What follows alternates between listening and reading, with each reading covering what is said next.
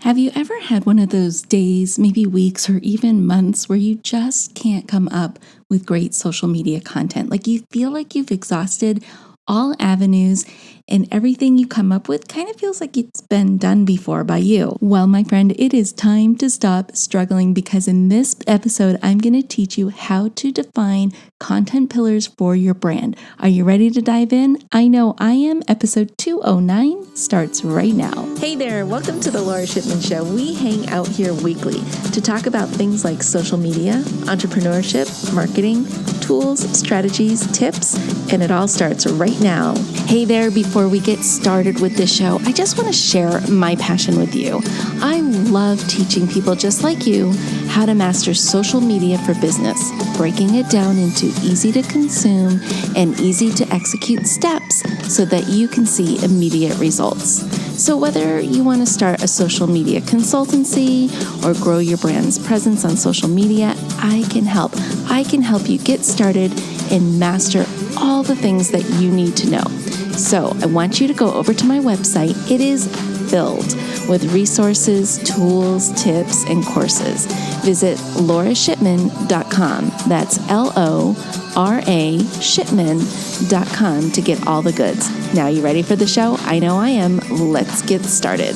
Well, hey there, my friends. Welcome back to the show. I am so glad that you are here with me today because we are going to talk about this magical little thing called content pillars.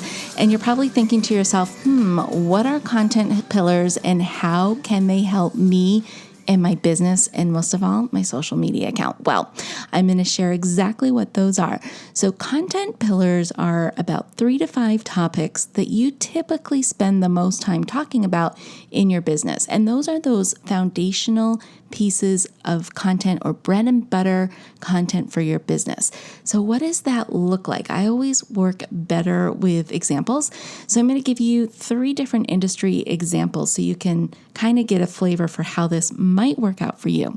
The first one is real estate. So 4 different content pillars in real estate might be buying a house, selling a house, being that area or local expert, and understanding mortgages. And you talk about that all the time.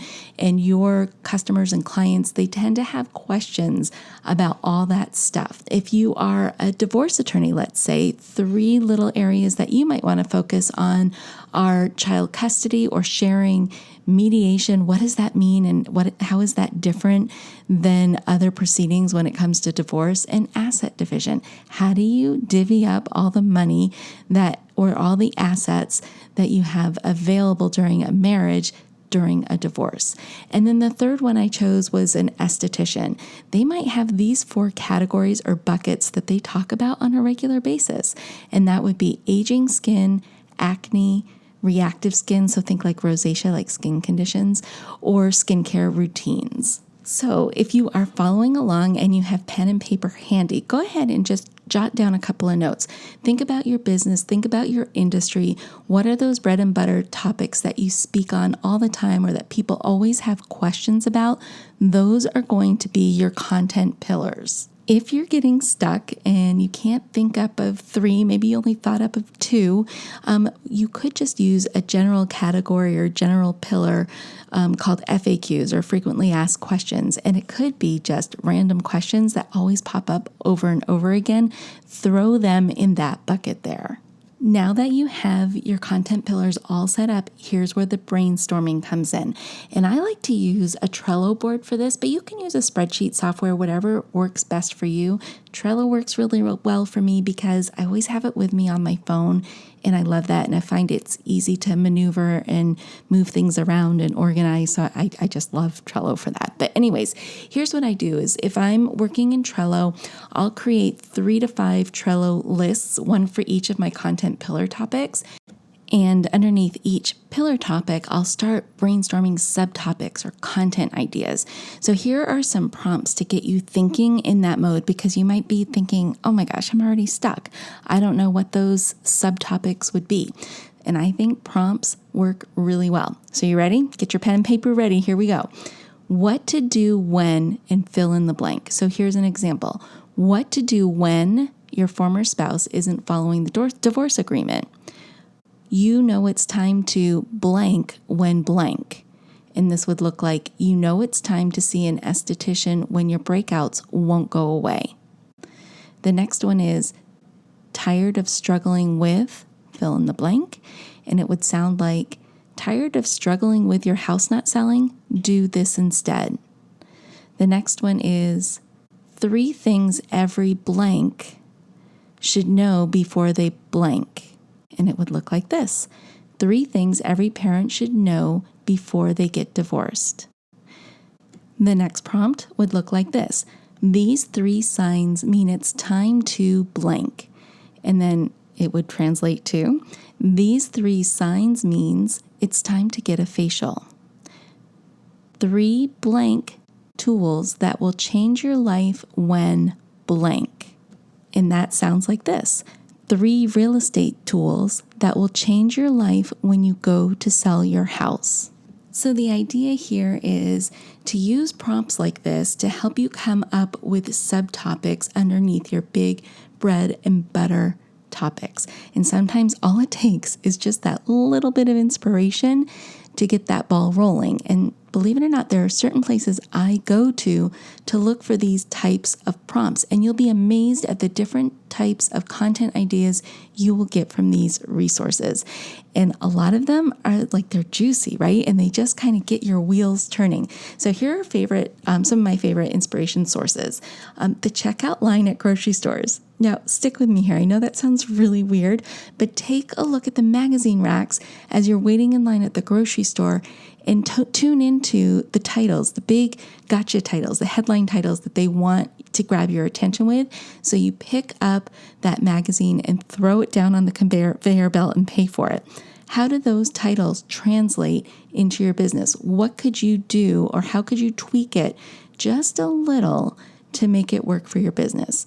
Another great place to go is YouTube videos or YouTube titles.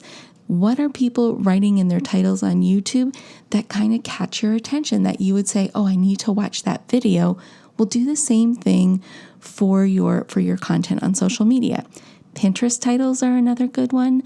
Podcast titles are a great one. And blog post titles are really good. And I have one more for you that you probably have sitting right in front of you, and that is your email inbox. Which subject lines of the emails that you receive really captivate your attention and you just cannot help but click on?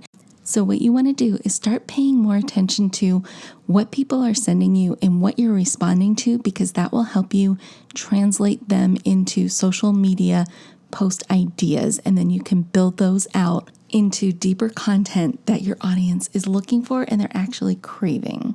So now that your juices are flowing, I just want to tell you this. When you're thinking about your content going forward, it may seem like to you that you're always talking about the same thing, and that's okay. There's a couple of things you need to know about that and why it actually works that you talk about the same thing over and over again.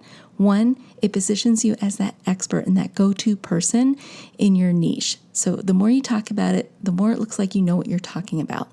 The second thing is it's all in the packaging. It's those prompts that you want to use that make it look different every time you go to post something. So you're really not running out of information. It's the same information, just put together a little differently. And what attracts one person to one way you write something will not attract the other. So when you play around with how you create this content for your audience, even though it sounds like you're doing this over and over again, you still are attracting different people because of the way you package it, because people respond to different types of packaging. And the last thing that I have to say about being on repeat, if that's what it feels like you're doing, it takes us, somewhere between 7 and 12 times to actually imprint the message that we're seeing. So you might be putting a message up there, but it may not be imprinting on you right away. And so if you see a repetitive message, chances are that's going to click with you at some point. So don't get frustrated. Don't get upset that you feel like you're always recreating the same stuff over and over again. It's okay, because that's what you do. You are the expert in that field, and your job is to provide the solution for your audience. And sometimes they need to hear that message over and over again and in different ways and formats.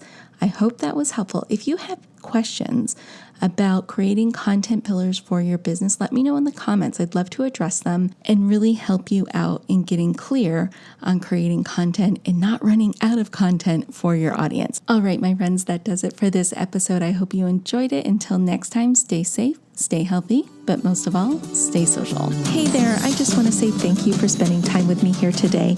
I know your time is super valuable, which is why I am dedicated to providing lots of usable, actionable information in the shortest amount of time possible. Before you go, please don't forget to hit that subscribe button so you don't miss a future episode. And if you have ideas or topics you would like me to cover in an upcoming show, let me know about it in the comment section provided.